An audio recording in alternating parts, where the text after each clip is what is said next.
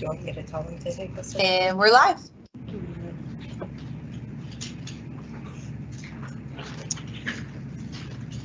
Hello, and welcome to the very first session of the CVL Luncheon Series for the fall. And before I introduce our speaker, you'll see that there's a QR code on your screen. Please go ahead while I'm doing the introduction and launch that survey if you don't mind. It'll give the speaker some information for whatever she has cooked up that's going to automatically collect itself. So if you go ahead and do it, that'll be helpful.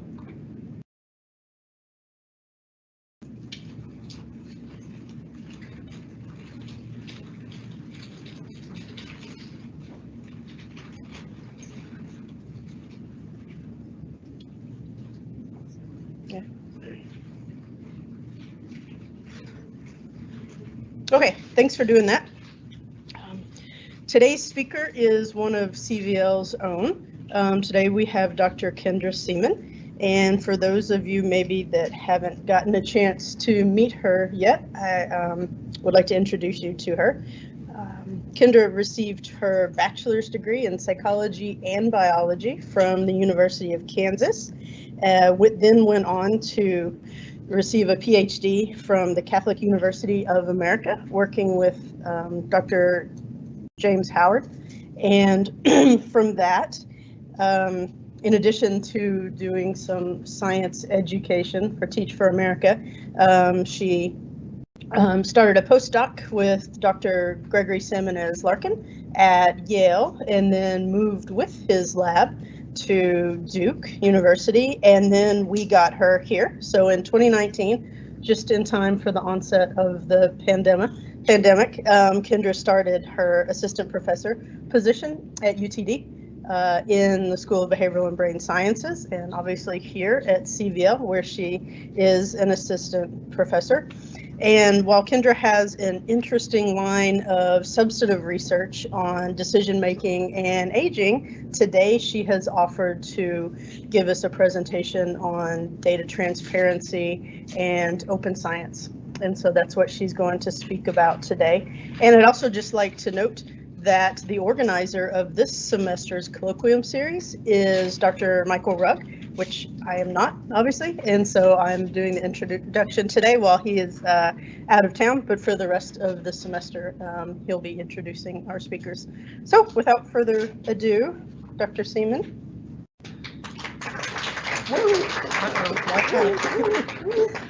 Thank you for that introduction. I'm going to do a real quick update of my slides, and then we'll get started. So like Kristen said, I'm going to talk about transparency and reproducibility in open science. I am not here to convince you that you should be doing open science. That's a different talk. Today, I'm going to give you kind of personal journey, some tips and tricks, and then dump a bunch of resources at you. So the slides I'm about to show you have a lot of links in them. At the end, I'll put up another QR code so you can get a copy of the slides, so you don't have to frantically try and write all these URLs down, because that's not going to work. So this is my agenda for today. Let me move this out of the way. We'll see if we can get through all of this. Sometimes I can get through it, and it depends on how many questions I get. I'll start off by talking about pre-registrations. Then I will talk about sharing project information. I'm going to focus a lot on OSF and a little bit on some other resources. Then, because of this audience, I'm going to focus in on BIDS, which, if you don't know what that is, it's for neuroimaging data, and we'll get to it.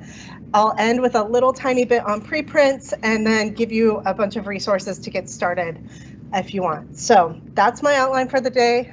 Hopefully we'll get through it. All right, so starting off with pre-registrations, maybe. There we go. So what is a pre-registration? It's where you specify your plan in advance, where you share things like your hypotheses, your data collection plan, and your analysis plan. The importance of pre-registration is that it allows us to separate exploratory or hypothesis generating research from confirmatory or hypothesis testing research. So those are two different types of research, and in the past we've kind of conflated them together, and that's led to some of the problems that led to open science. So pre-registration is one of the tools for that. Some people don't realize you can pre-register at various stages. So I think the one that we all think about is pre-registering before you start a study. I think that's probably the most common way of doing it.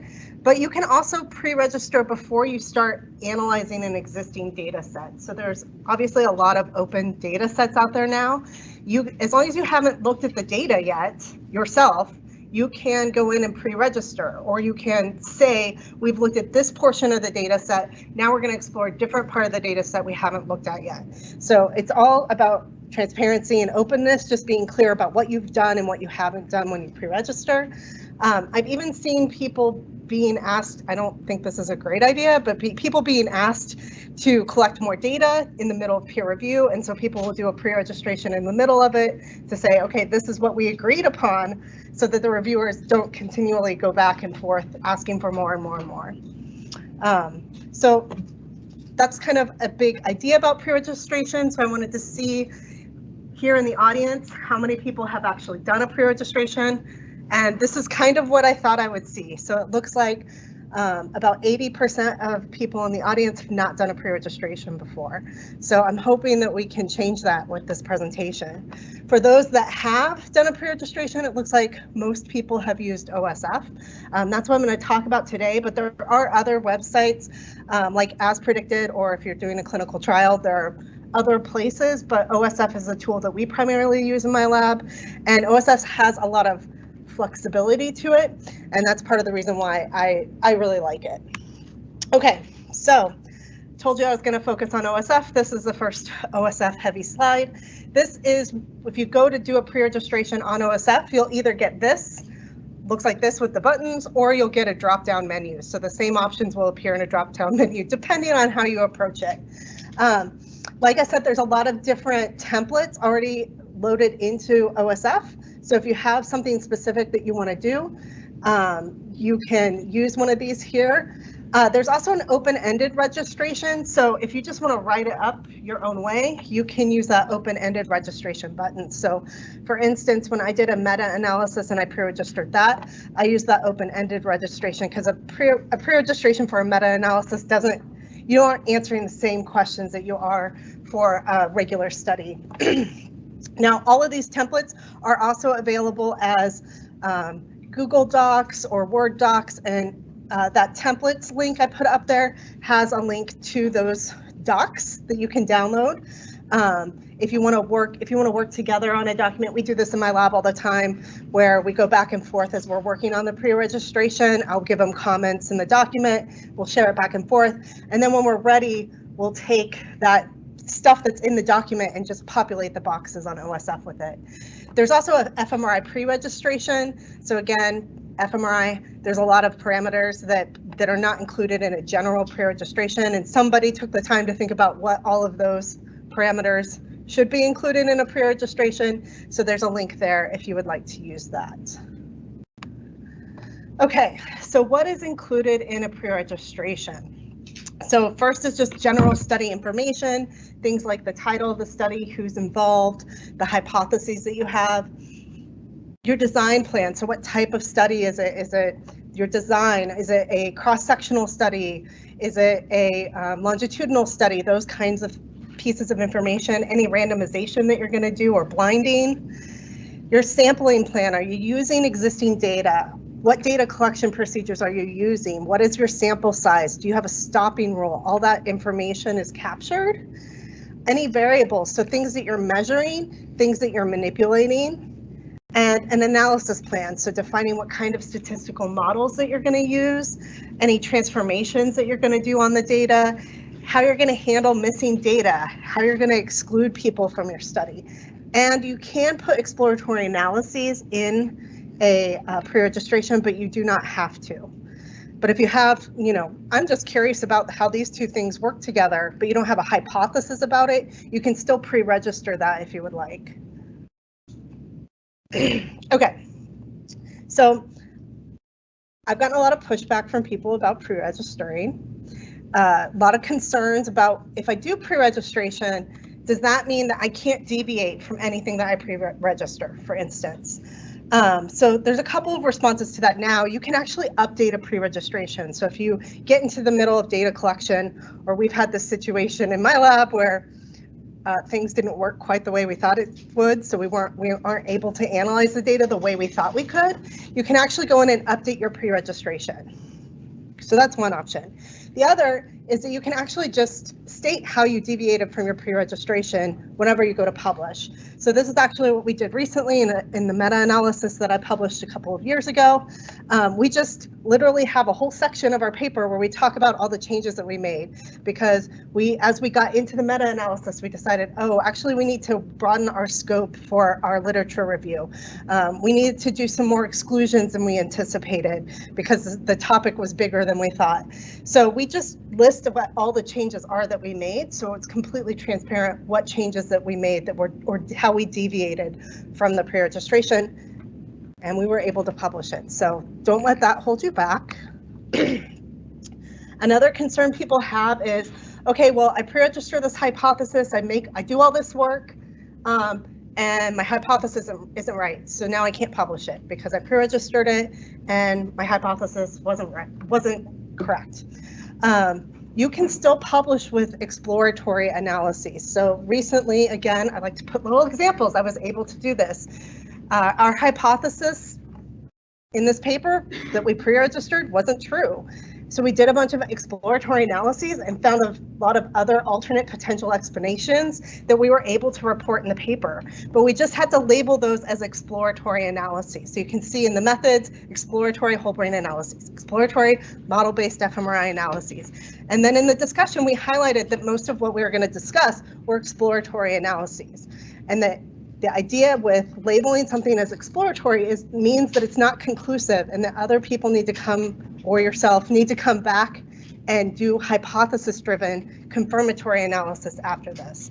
So this is an example of how even if your hypothesis doesn't work out, it's okay, not all is lost, you can still publish. The last argument that I will talk about today against pre-registrations is that it's a lot of work.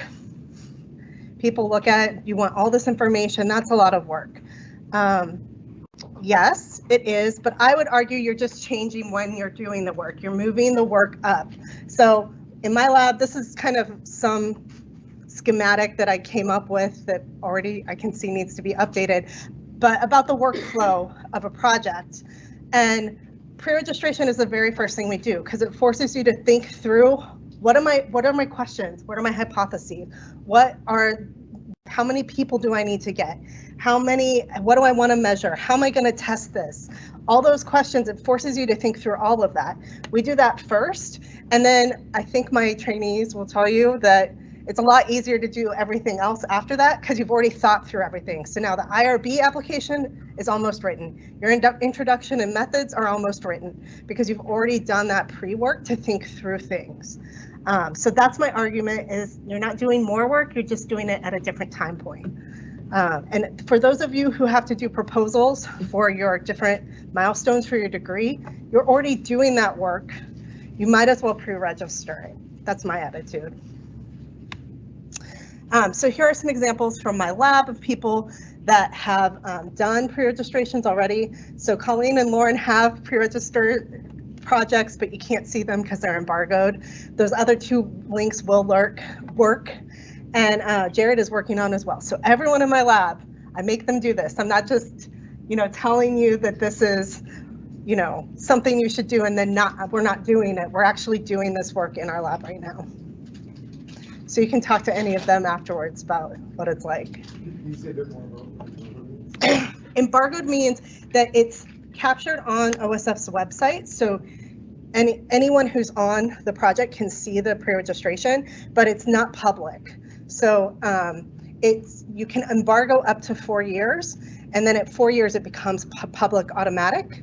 I have this on a slide in a little bit. You can also unembargo something, like let's say you say, I'm going to embargo this for 2 years because if you're worried about getting scooped, that's one reason why someone might want to embargo something. Or you're not sure how something's going to work, you might want to embargo something. But then you get the project done and you're ready to publish. Maybe then you can unembargo it early. So. Yeah.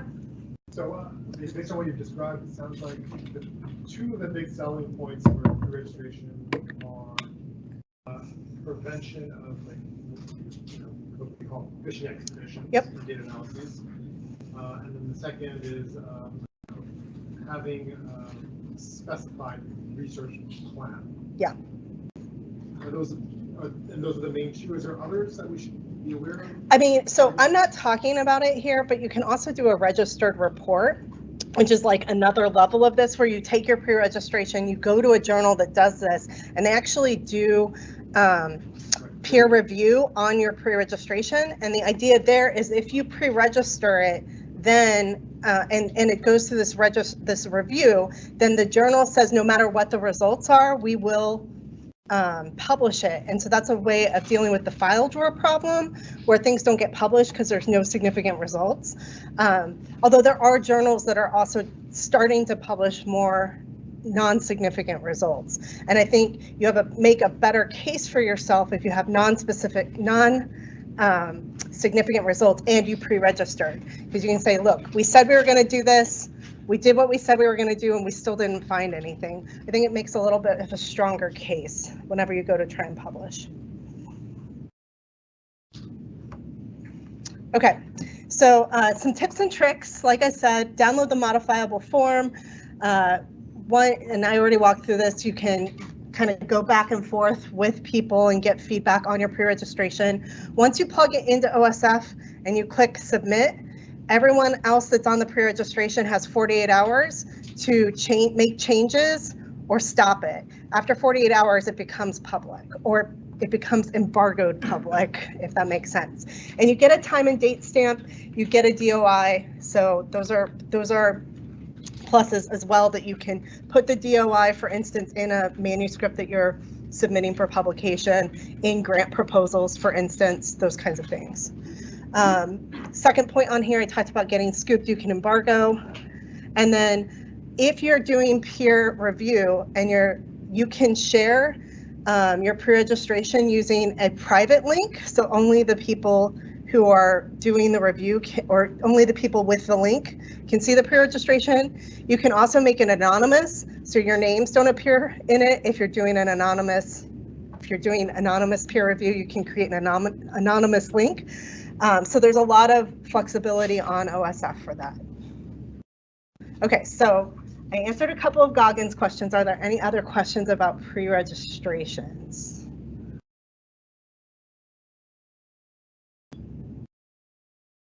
Okay, if you think of some, I'll have time at the end maybe. Okay, we're going to go on to practice sharing data and sharing other project information on OSF. So when I first started my journey, I was like, well, what am I supposed to share? Like, at what level do I share? Do I share item level information? So if I'm giving a personality questionnaire, am I supposed to put the answer to every single question from every single person up on OSF? Should I share individual level data? So instead of sharing, every single item on a questionnaire, I just share what is their personality score, or what is their age, or whatever that individual level data is. Or do I want to share group data, so group level data, so things like the effect size or a second level map, for instance, from neuroimaging analyses. There are different levels, and you can share at all these different levels. There are reasons to share at all these different levels depending on what your purpose is. So one of the things to think about is, why are you sharing the data? Are you sharing the data so someone else can come along and use that data in conjunction with other things later on, or use new tools that are developed later on with your data? Are you just sharing the data so someone else can reproduce your analyses to make sure that what you said you did, you actually did? Are you sharing data so someone else can come along and do a meta-analysis? So these kind of map onto why you might share those different levels of data. If you're providing data for future analyses, you might want to share item level data. If you just want someone to reproduce your analyses, maybe you can share individual level data. If you're concerned about future meta-analyses, maybe you want to share group level data. So thinking about, why am I sharing, what's my purpose, can help guide you on which level do you share data at. Okay, so things to share on OSF. You can do whatever you want on OSF. If anyone's been on there, it's a very flexible system, but these are some recommendations. So you can share stimuli. You can share, if you use something like PsychoPy, you can share your PsychoPy files. If you use REDCap or Qualtrics, you can actually share your surveys. Specifically, you can share PDFs of all those things. You can share any of the pictures that you're using. All that stuff can be shared on OSF. Any data that you have, you can share on OSF. I would just encourage you to make sure it's de-identified before you share it. You can share code, and you can actually link GitHub. If you have like R code, for instance, in GitHub or Python, you can actually link GitHub to OSF, and it pulls information from GitHub, so you only have to update GitHub. You don't have to continually update OSF. You can share the literature that you use. So if you have a Zotero library, again, there's a plugin where you can link it directly to OSF. So you can take every paper that you cited, you can share your Zotero library for that paper. You can share data products. So you can do posters that you've had at conferences. You can do preprints. There's, again, a way to link directly to PsycArchive, which is a preprint server. Unfortunately, you can't link directly to bioRxiv, but you can put a link in the metadata for your project to bioRxiv. You can share notes and documentation. So if you have a protocol, for instance, you could share that on OSF. You can share whatever you want. You can share neuroimaging data. I've done it. I don't think you should. I don't recommend it. I'm going to show you another tool for sharing neuroimaging data, but you can. Okay. So I thought I'd ask you kind of what have you shared already. So looks like we're almost half to sharing data in the audience. It looks like most people have shared behavioral or demographic data. That's much easier to do. So it doesn't surprise me that that seems like what more people have done. Some people have shared neuroimaging data. It's a little bit more difficult, but I'm going to talk you through that in a little bit. Did you include a data dictionary, codebook, or metadata with your data? So most people have. Thank you. There's nothing worse than getting a spreadsheet full of columns and having no idea what any of the columns mean. That's what all of these things provide, is information about what does the data contain. And I'm really glad to see that I don't know what any of these things are did not appear as an option selected. Where did you share your data? So there's a bunch of different tools people are using. So I've been focusing on OSF. We're going to talk a little bit about OpenNeuro in a minute. There are some other data repositories that are kind of more popular in biomedical sciences. I'm not going to go through any of those, but those are options. And then we have all of our various cloud servers that we can use to share data. Have you ever shared code? It looks like most of us have not shared code. How have you shared code? If you have, it looks like most people have used OSF. Some people have used GitLab. No one's used GitHub, which makes me think that maybe some people in my lab did not fill out the survey, or they didn't do it fast enough for me to get it updated. Publicly accessible box folder or any other folders are a way, or directly giving it to somebody else. Have you ever shared materials? It looks like the answer is no. It's really hard for someone to reproduce your study if you don't share the materials that you use to get the information. And I will say it's really nice to already have that stuff on OSF, because if someone contacts you, you just send them to OSF and you don't have to go digging around in your folders to try and find the task that you used 5 years ago. If you can just point them to an OSF page, it makes it a lot easier. And then it looks like there's a mix between OSF and personal websites. I know personal or lab websites have been kind of the strategy in the past for sharing this kind of information. It's not a bad strategy, but if you move institutions, you might lose that. So OSF follows you from institution to institution, which is really useful, especially for the early career researchers, because unfortunately, you're probably not going to be here for the rest of your career. Okay. So sharing on OSF, this is a project template that we use for our lab, and there's a link to it. So if you're curious, you're more than welcome to take it. This follows kind of what I was talking about before. So we try and put all of these things for every project up on OSF. So analysis scripts, data files, stimulating materials, literature, data products, and notes and documentation. So you can actually go and copy this whole template down and use it as your own template if you want. So I've been playing around with OSF. I was trying to remember when I first learned about it. I want to say it was 2017. I went to a talk put on by the Center for Open Science while I was a postdoc at Yale. And so it kind of felt like the Wild Wild West. I didn't really know what to do. So I started out by just sharing some data from a study we had already published. So that's the first link, is like post talk. Let me share some data. Let me see what this is all about. That's all I did. It's a behavioral study. It's very easy. And then the next thing I did was a neuroimaging study, and I was like, I don't know what to share. So I just stuck all of the first level maps and the second level maps on OSF. So you can go to that link and do that. Again, I don't recommend doing that. In retrospect, there's also no metadata associated with any of those files because I didn't know what I was doing. But yeah, it's still there. So you guys can all go look and learn from my mistakes. The next one is SubVal. It's a big neuroimaging project. So I think there we don't have any neuroimaging data, but we have all of our behavioral data and the stimuli that we used, and did a little bit better job of documenting.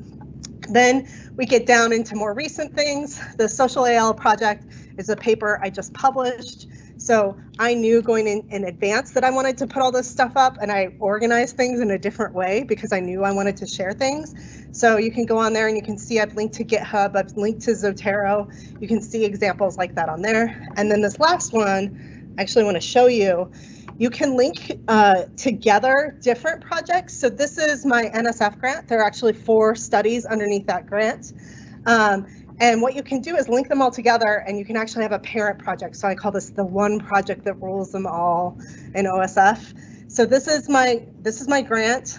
That's my public statement for the grant. And then you can see for each study, instead of having a different folder for each component of the study, I have different studies linked here. So these are the 4 studies under my NSF grant and some outreach that we're doing. And then if you click on one of these, you will see our typical project setup, where we have analysis scripts, data files, stimuli materials, so on and so forth.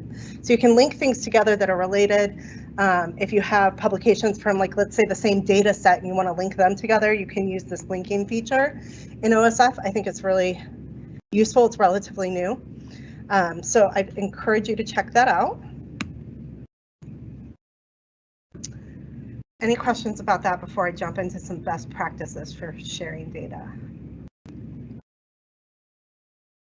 Yeah. Can I talk about how this is becoming like highly recommended to Required? To require? I'm not, because okay. I'm assuming people are here because they've recognized that. Okay. I mean, that's part of the reason why I'm doing this, right? Yeah, so I wasn't going to get into that, but yeah, some of this, I think there are more, I don't know how required it is, but it's becoming more of a requirement. But I still think there's not very good guidance on how to do it. So that's kind of what I'm trying to do, is fill in the gap here with this. So far, code is being required, but not yet data. It's kind of the general. Interesting. Yeah. That's very interesting. Can you share data for a project that is not Uh-huh. Yeah, basically you can do anything you want on OSF. You don't have to do any, I'm telling you what I think it works best and makes it easiest for other people to access your project, but you can just dump, like you could just dump a file on OSF with nothing else if you wanted to. I don't encourage that practice, but you can. It's very flexible. Okay, so some best practices. My lab has heard me hark on some of these. The first is to have a README file at the top. So just kind of general information about what's inside of that folder, and then contents like every single file that's in that folder, and then a brief description of what that file is, so people don't have to open every single file to see what's inside. So this is an example. This is an example from OSF, what it looks like, and this is the README file for that. So you can see study 1 Qualtrics survey.pdf is a PDF displaying every possible question a participant could have been asked for that study. The second one, the QSF file, is the actual Qualtrics formatted file that you can upload into Qualtrics, and it automatically populates the survey in Qualtrics for them. So somebody could come along and reproduce the entire study using that Qualtrics file. So that is the README. You should have that on every folder that you have on OSF. In practice, this is something you should do. My lab can tell you, we should do it. We don't always do it, so we're working on fixing that. Okay. Other sharing best practice is to create a data dictionary. So this is ideally for every data set you have metadata for that data set where you describe what the variables are, what their kind of readable names are. So if it's like age, I'm just trying to think of something really obscure, MXZ_3, instead of having that variable name, you'd have a readable variable name where you're like, this is this variable measure. You have the units that it's measured in, so if it's in seconds or milliseconds, for instance. Allowed values is a really helpful field. So, you know, if it's age, there shouldn't be any negative values, and there shouldn't be anything like in the thousands. That kind of information is very helpful. And then a description where you actually write out, you know, a longer description of what the variable is. So this is another example from OSF for one of mine. There are 3 data files here. You can see this is the study I said where I shared the first and second level maps that I don't recommend. But this is an example of a data dictionary that I did do a good job of. There are 3 CSV files, and then inside of this Excel file, I have a tab for every CSV file that describes what the variable name is and all of those things I just talked about. There's a great article on OSF that I have a link to at the bottom that describes in great detail what each of these columns should be, that I highly recommend the first time you sit down to make one of these. Okay, I mentioned this already. You can link with GitHub or GitLabs or anything like that. If you have code, you can actually directly link it. So this is my paper that I had published before coming here in 2019. And this is the GitHub repo, and then it pulls that directly into OSF. So you can see, if you look, the same folders are present over here. It's just alphabetizing things a little bit differently. It pulls it in directly and it updates it automatically. So again, all you have to do is update GitHub. You don't have to update OSF every time. So I have examples of this here. We won't go through that. Same thing with link, you can link Zotero. So on the left, I have my Zotero folder for a project, and then on the right, I have the link to Zotero in OSF. And again, it's not organizing them the same way, but you can see some of the same papers are in both locations. So somebody, if they read your paper, they can go to your OSF page and find the actual paper that you were citing. Okay. I also, just because I'm a stickler about this, have a couple things about coding. So best practices for scripting in R. Keep all your files in a project folder. Use consistent folder subdirectories so someone else looking at it can make sense of what you're doing. Give your files meaningful names. And I really like this tip of using numbers in front of the script name, and then you can put the files in order, the scripts in order that they should be run. So getting the data before pre-processing it, before running an analysis, it helps you keep kind of an organization of what order the scripts were run in. If you've ever inherited a data set or an analysis where there's just a bunch of scripts and a bunch of data and you don't know where the data came from and what, I see some nodding heads from people that have experienced this before. It's a huge pain. So and a lot of times you end up redoing everything because you can't figure it out. So I highly recommend using those numbers and even padding the numbers with zeros so that you can have more than 10 scripts. Also, if you're doing R, like using RStudio projects, it keeps everything organized and kind of containerized almost. So those are my recommendations. I stole all of these from this blog post that I highly recommend on R best practices. Another best practice, not just for R, but I think for any scripts, is to make sure you describe your code at the top. If you put what input variables are expected and what data is expected, and then what the script is actually going to output for you. If you have that at the top, again, someone doesn't have to scroll all the way through the script to figure out what it's doing. Also, I like this top-heavy setup where you load any packages that are required, any source functions, any hard-coded variables, all that's at the top. So somebody, if they're trying to run the script, knows, okay, I need to make sure that I have all these packages installed on my computer. I need to make sure this file is actually where the computer is looking for it at. And if there's a hard-coded path, like where your data is on your computer, that it's actually set to where the data is on your computer as opposed to on the person who wrote the script's computer. So I like having all that at the top of a script. Any questions about best practices? Okay, now we're going to talk about bids. So bids is a way of formatting data. I probably don't need to tell this crew that when the data comes off the server, off the scanner, it's not really in a format that people can make sense of. So this is kind of like what we get here at UTD. This is the data from a Philips scanner. It's also not very comprehensible. It's really hard to tell what's inside of these files. And so bids is a way of organizing all of this data in a way that is makes more sense to somebody looking at it. So this is theoretically the same data organized in bids format. So BID stands for Brain Imaging Data Structure. When I first started using BIDs, they only had the first 4 data types. So they had functional data, DWI, field maps, and anatomy.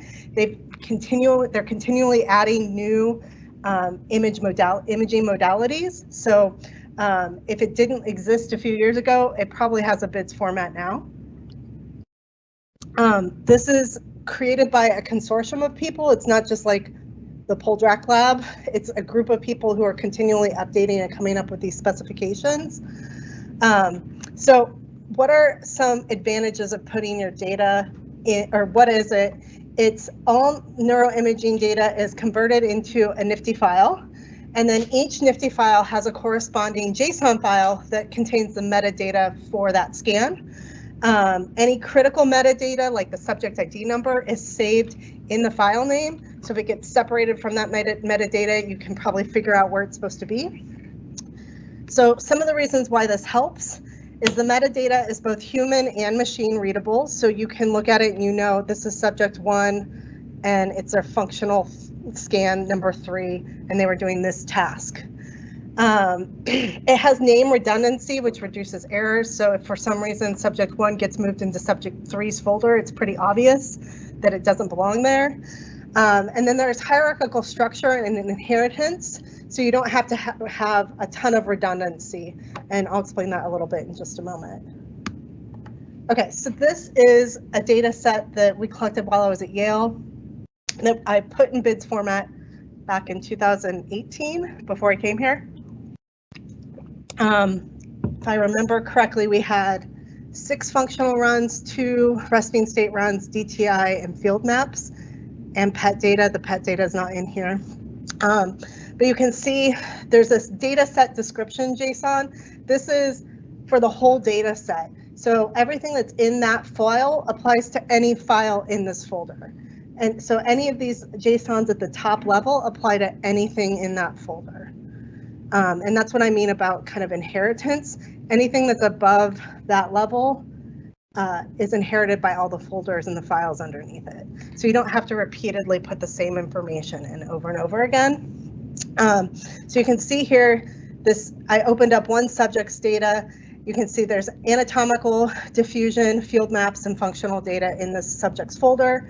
If you open up a functional folder, we can see this person, this We see the event files, so that's for all of the functional data associated with the task that they did, which will be called two-step. And then you can see there are 4 runs for this participant when they did the two-step task. There should be 6, so I can look at this immediately and go, oh, this participant's actually missing 2 runs of data. There's also 2 resting state runs in this folder. The other thing to note is for every NIFI file, there's a corresponding JSON file that has the metadata for that particular scan embedded in it or saved inside of it. Any questions about what BIDS looks like? Okay, so what are the benefits of putting your data in this format? So data reusability is one. It's easier for another person, or as I like to say, yourself in 6 months, to work with the data because the data and the file names are all human readable and they're all in a similar format every time you approach the data. So everyone that uses BIDS format knows where to find the functional data, for instance.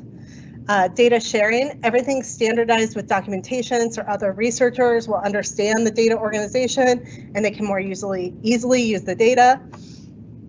It also improves study reproducibility. So the standardized organization, it allows you to replicate the results of a study because everything's saved in a way that is expected.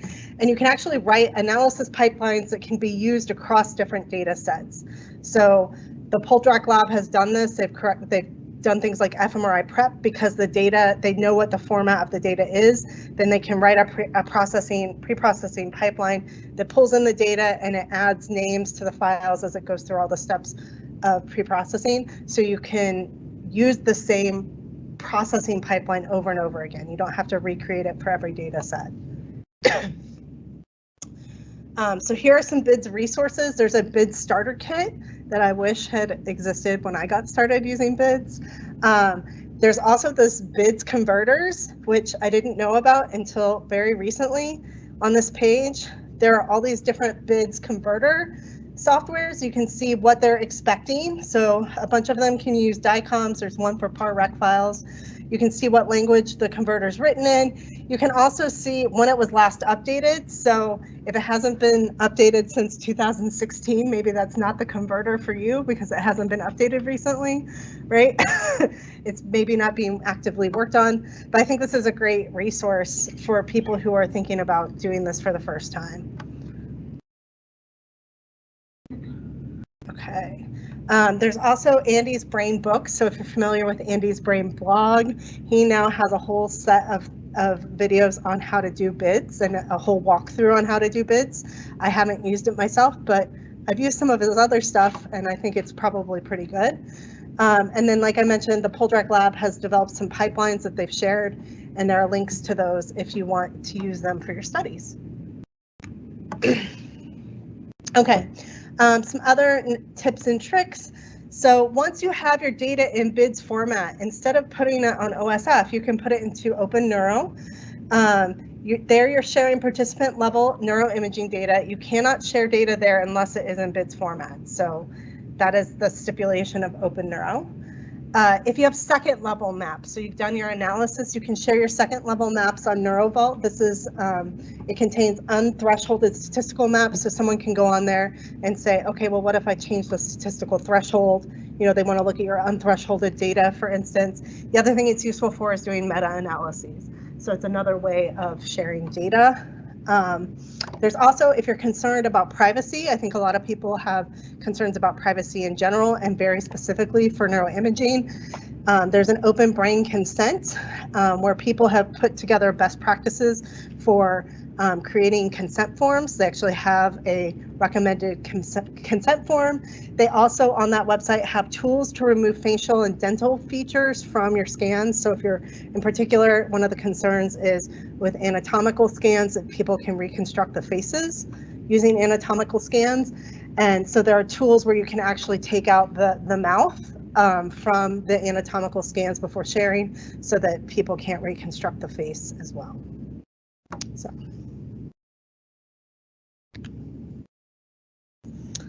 Any questions about bids?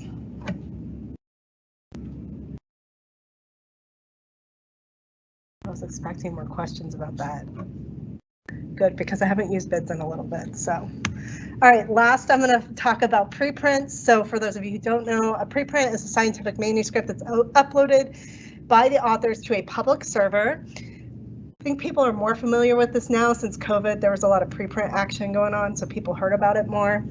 The important thing to note about a preprint is that it has not been accepted by a journal and it hasn't undergone peer review. So it looks like we don't have a lot of preprint uptake here. Very few people have used preprints, and I would strongly encourage you to reconsider that.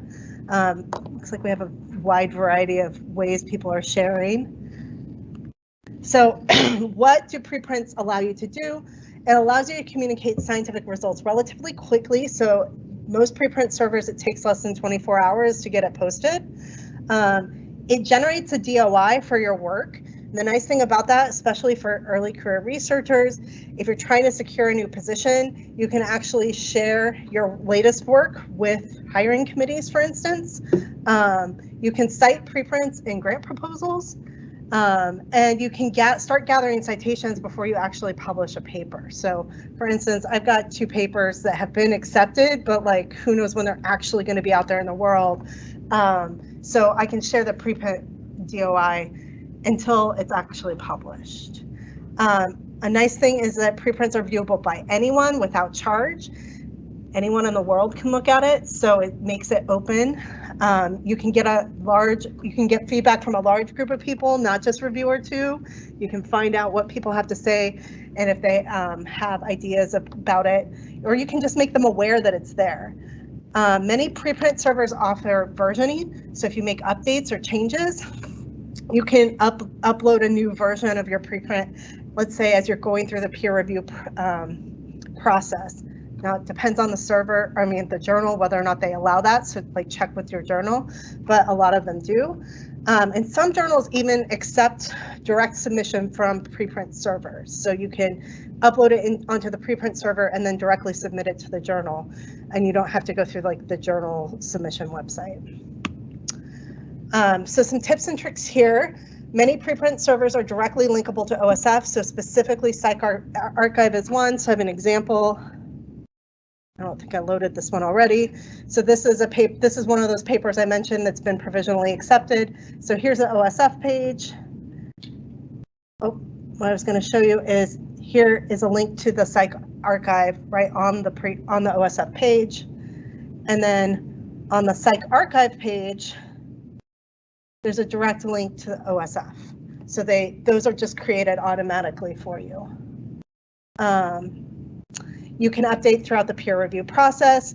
Another piece of advice I have is to put the version date on the cover page. So this is an example of a paper that I published, but you can see here that this is version 5. So we updated this a bunch. So every time I tried to put the version date when I was uploading it, so you don't get confused, because people can download any version of it. So if someone's citing a preprint, they can cite which version of the preprint they're citing. Okay. All right, it's your turn. So if you want to get started, I'd recommend going to the Getting Started page on OSF. Create an OSF account, and UTD is an affiliated institution. I would highly encourage you to link your account with UTD. Then you can link any projects directly to UTD, and then you get credit from the higher ups that you're doing open science. I think whenever we first started talking about this in faculty, I was like, oh, no one at UTD is doing OSF, and people were like, oh, well, I'm on there. And then we went and looked, and it's because they weren't linked to UTD. So make sure you link to UTD. And then I have, things you could create. You could create a pre-registration on OSF. You could create a project page. And I put another link to my lab's project template that you're welcome to use if you want to use that to get started. And so with that, I'll leave you this QR code for the presentation so you can get all those links, and my lab website, because I like to shamelessly promote them.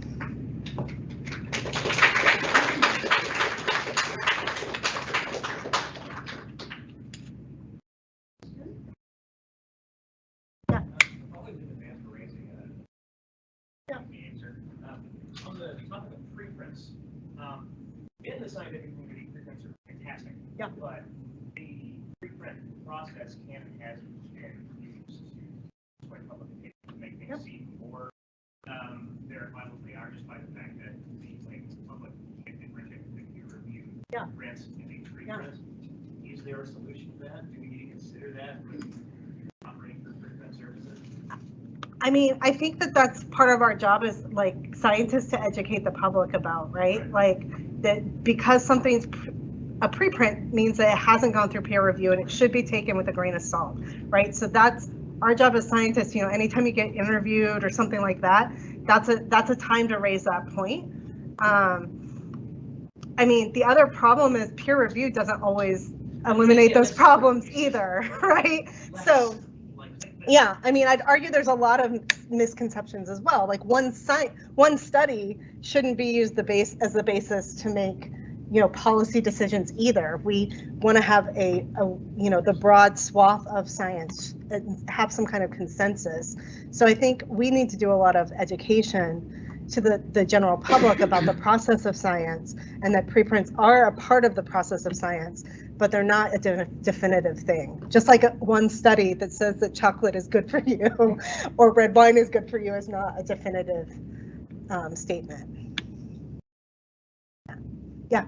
Question about best practices. So I know there's been talk, when you were specifically talking about item level, regarding neuropsychological tests that may be used for diagnosis. So what is kind of best practices as far as sharing of data, but not for sharing some? Yeah, I think that's a good question. So I think first of all, it goes back to like, why are you sharing it? I tend not to share item level data, but I know some of my colleagues want item level data because they want to go reanalyze everything. Yeah, so I mean that there's also like sharing. Do I share the MOCA on OSF? Probably not, right? So I think that we can have those kinds of conversations too. Yeah, I wouldn't share like I would state what test I'm using, but I wouldn't share those kinds of materials because I don't think I'm supposed to, actually. The other thing that's come up, like I will say when I did, this is getting a little bit away from your question, but when I was working on the meta-analysis, we actually went to authors and we asked them for their raw data so we could reanalyze it. And people shared that with us very graciously. And one of my co-authors said, well, we should put all that data up on OSF. And I was like, that's not our data. They didn't agree to let us share it. So I think also just being cognizant of, you know, what did people agree for you to share and what they didn't. So I'm not answering your question, but I think it's something to, again, going back to like what's the purpose of sharing, and using that to help guide what you do share. The middle level on your slide of your 3 bullets, like checks every box for everything that people need to do. Because if you have individual level data, then you can make group level. But in some, lots of research doesn't use groups. You can't get like stuff if you have like individual. So in our field, I don't think you would share like level. I think you would share individual level and groups. So I think that middle one is the sweet spot. Yeah, and like I said, that's usually the level I share at, but I'm thinking about like Dr. Abdi's lab. They want item level data so they can, you know, look at different relationships, and maybe, you know, instead of using the clusters that have been published, they want to come up with their own. So that's the only reason that someone might want to share more specific item level data that I can think of. I'm sure there are other reasons. That way that one lab can get it, but it's not.